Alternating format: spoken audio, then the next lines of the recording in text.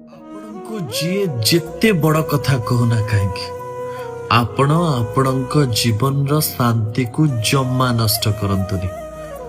କାହିଁକି ଜାଣିଛନ୍ତି? ଖରା ଯେତେ ଜୋରରେ ହେଲେ ବି ସମୁଦ୍ର କଣ ଶୁଖିଯାଏ? ଆପଣ ସମୁଦ୍ର ବନନ୍ତୁ, ଶୁଖିଲା ନଈ ବନନ୍ତୁ ନାହିଁ।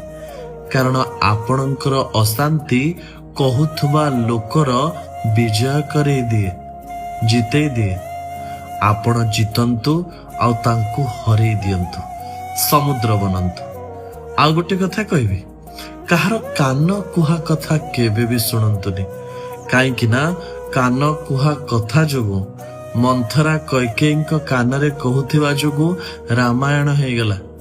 କାନ କୁହା କଥା ଯୋଗୁଁ ମହାଭାରତ ବି ହେଇଗଲା।